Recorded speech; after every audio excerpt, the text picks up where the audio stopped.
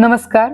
आज आपण परफेक्ट उकडीचे मोदक कसे बनवायचे, सोबतच तांदळाचं पीठ कसं बनवायचं, उकड कशी काढायची, मोदक कसे वळावे, नारळ झटपट कसं खवायचं आणि भरपूर साऱ्या टिप्स एकाच व्हिडिओमध्ये बघणार आहोत. इथे मी तुम्हाला अशा टिप्स सांगणार आहे, जर तुम्ही पहिल्यांदाच उकडीचे मोदक बनवत असाल तरीही तुम्हाला आरामात परफेक्ट असे उकडीचे मोदक येऊन जातील.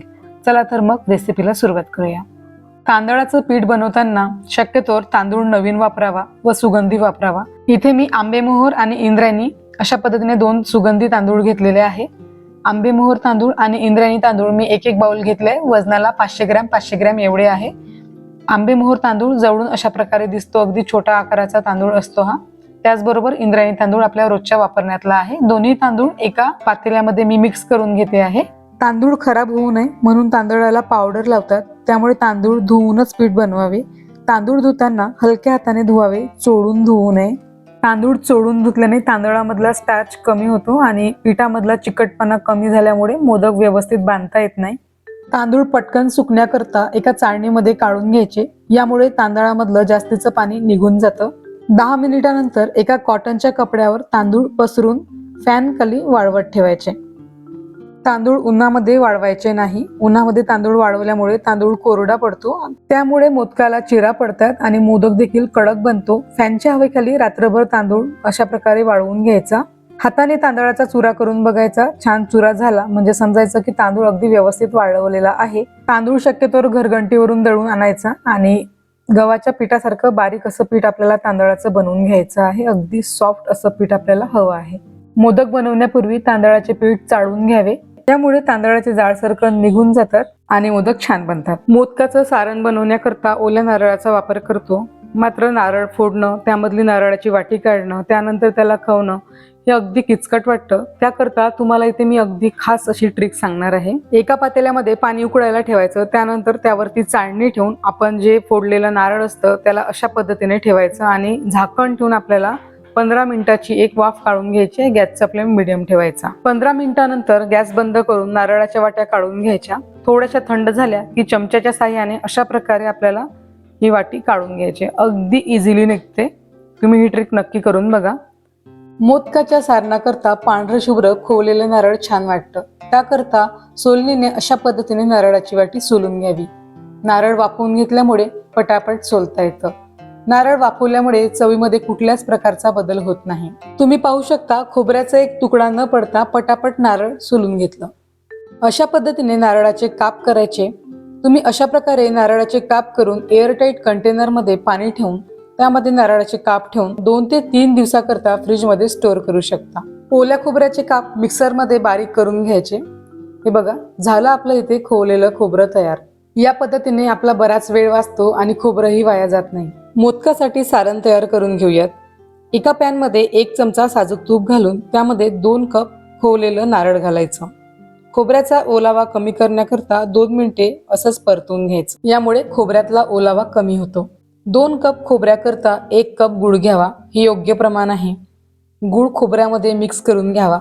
इथे गुळ किसूनच घालायचा आहे. गुळाचे खडे घातले तर गुळ वितळायला भरपूर वेळ लागेल. गुळ पूर्ण वितळला की यामध्ये 1 चमचा वेलची पूड, अर्धा चमचा जायफळ, जायफळ इथे मी किसून घेतलेला आहे, आणि थोडेसे किशमिश घालून मिक्स करून घ्यायचं. गॅसचा फ्लेम लो टू मीडियम ठेवायचा आहे. गुळ वितळल्यावर 2 ते 3 मिनिटे परतून घ्यायचं आहे. जास्त वेळ परतवायचं नाही, नाहीतर सारण कडक होऊ शकतं.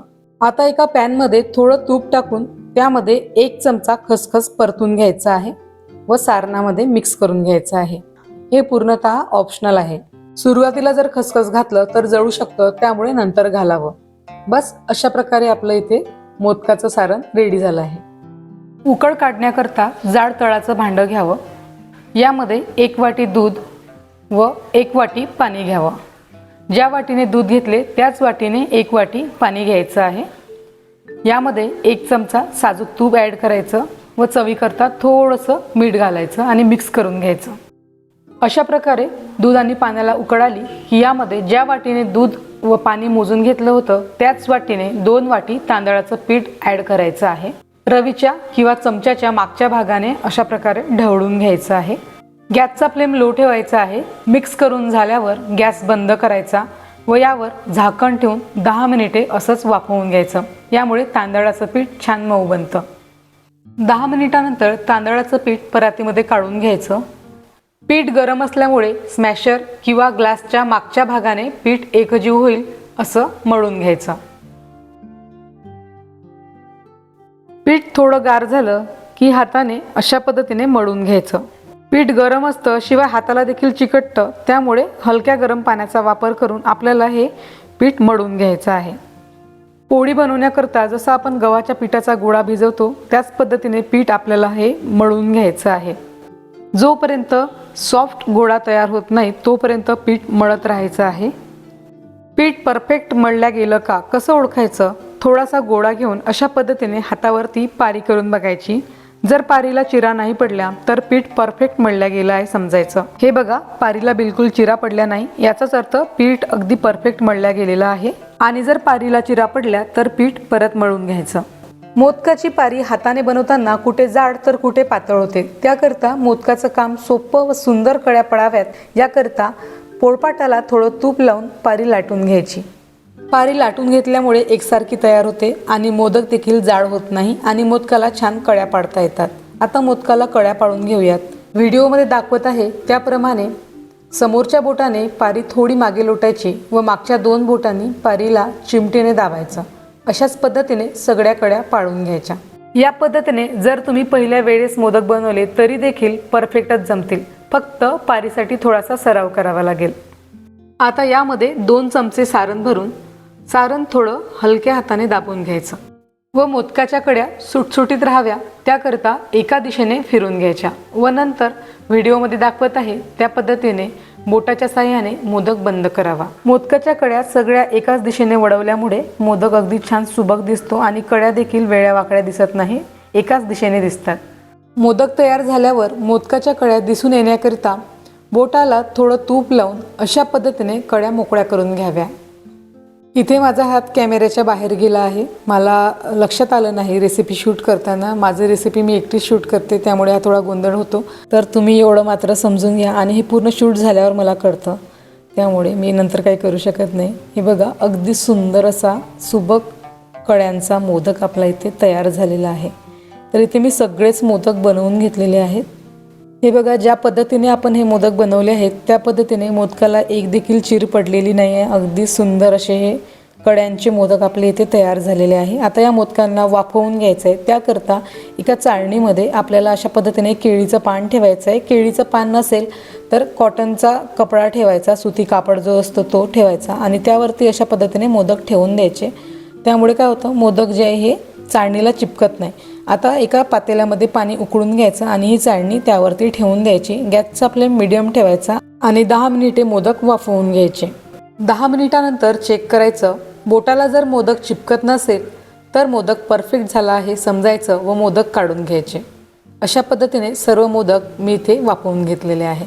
मोदक तुम्ही बघू शकता, अगदी सॉफ्ट, मऊसूत, लुसलुशीत असा झालेला आहे. मोदकाचं पीठ कसं बनवायचं, नारळाची वाटी झटपट कशी काढावी, नारळ कसं खवायचं, सारण कसं बनवायचं आणि उकड काढून परफेक्ट पारी कशी बनवायची, मोदकाला सुंदर कळ्या कशा पाडायच्या, मोदक कसे वाफवायचे आणि बऱ्याच साऱ्या टिप्स मी ते तुमच्यासोबत शेअर केलेले आहे, ते देखील एकाच व्हिडिओमध्ये. तर हा व्हिडिओ जर तुम्हाला आवडला असेल तर व्हिडिओला नक्की लाईक करा, कारण या व्हिडिओसाठी मी खूप मेहनत घेतली आहे. आणि माझ्या अशाच रेसिपी बघण्याकरता माझ्या ज्योतिष रेसिपी मराठी या चॅनलला सबस्क्राईब करा.